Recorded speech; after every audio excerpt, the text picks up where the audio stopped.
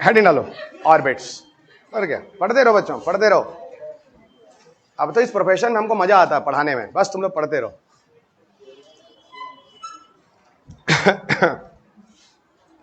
Orbits, देखो orbits क्या होता है, वही जहां पे हम लोग सैटेलाइट वेटेलाइट को भेजते हैं, ठीक है। ऑर्बिट्स क्या होता है, जहां पे हम सैटेलाइट को भेजते हैं। Different parameters for the study of orbit. चलो, different parameters for the study of orbit. देखो, दो पैरामीटर पे बेस होकर हम लोग ऑर्बिट पढ़ने वाले हैं। दो पैरामीटर पे बेस्ड होकर हम लोग ऑर्बिट पढ़ने वाले हैं। पहला, study of orbit on the basis of distance. बहुत आराम से चलेंगे, टेक्निकल चीज है। दूसरा, study of orbit on the basis of position. तो दो पैरामीटर हो गए, study of orbit on the basis of distance और study of orbit on the basis of position. देखो, डिस्टेंस के बेस पे जो ऑर्बिट है, इसमें क्या क्या चीजें आती हैं? लियो, मियो, जियो और हियो।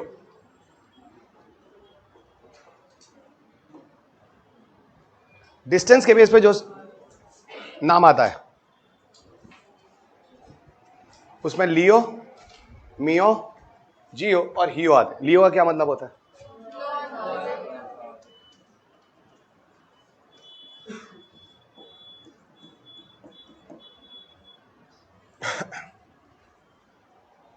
Low earth orbit. मियो का मतलब होता है मीडियम अर्थ ऑर्बिट। जियो का मतलब होता है जियो स्टेशनरी अर्थ ऑर्बिट और हियो का मतलब होता है हाई अर्थ ऑर्बिट। ये अर्थ ऑर्बिट हर जगह कॉमन है। लियो, मियो, जियो और हियो।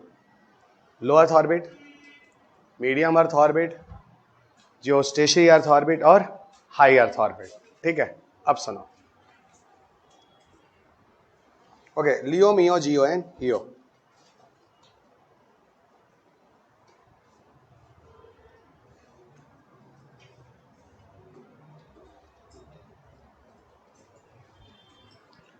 हाँ,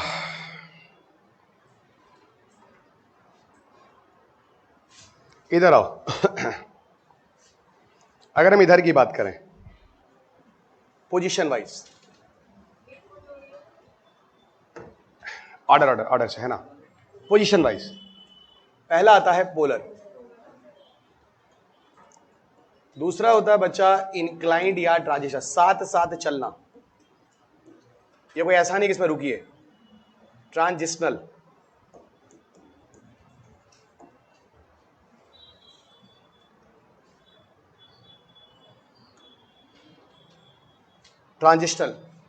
इंक्लाइंड या ट्रांजिशनल। और तीसरा है equatorial. Yoga study of satellite orbit on the base of positions. एक तरफ आपको मिला डिस्टेंस के बेस पे, दूसरी तरफ आपको मिला बच्चों पोजीशन के बेस पे। ये सारी चीजें अभी धीरे धीरे आपको समझ में आ जाएंगी यहां पे चल क्या रहा है। ठीक है, सुनो। जो लो अर्थ ऑर्बिट होता है डिस्टेंस के बेस पे, किसको कहते हैं?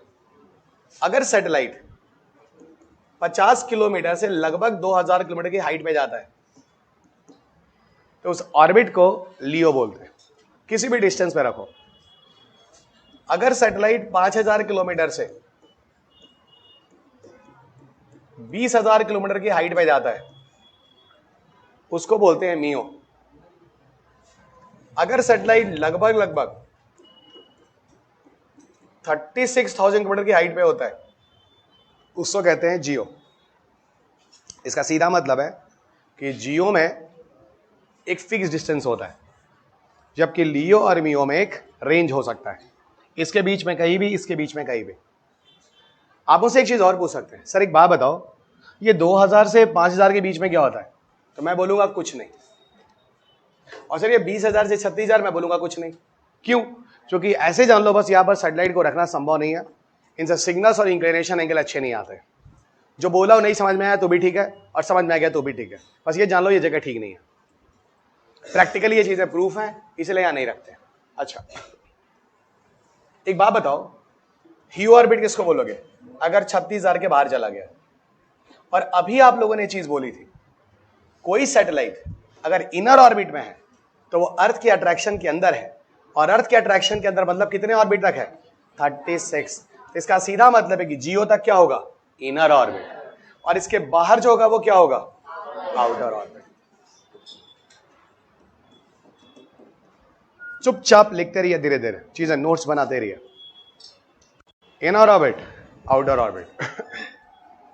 एक हो गया इनर ऑर्बिट और दूसरा हो गया आउटर ऑर्बिट। अब सुनो, जानते हो 36,000 किलोमीटर को हम लोग 22,234 या 36 माइल्स भी कह सकते हैं, पर हम इंडियंस किलोमीटर में लिखते हैं, अमेरिकन माइल्स में लिखते हैं। तो 22,236 माइल्स या 34 माइल्स वो लोग लिखते हैं अपनी किताबों में, चलेगा ना? क्योंकि 1 माइल इज इक्वल टू लगभग 1.6 किलोमीटर होता है। तो 22,236 miles is equal to how much? 36,000 kilometre. ये मैं इसलिए बोल रहा हूं क्योंकि एक बार खुराफात हो गया है।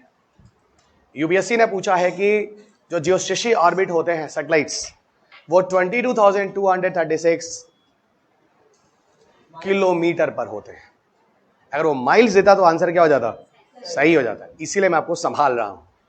तो यूपीएससी ने ये फैक्चुअल डेटा आपके एग्जाम में एक साल दिया हुआ है।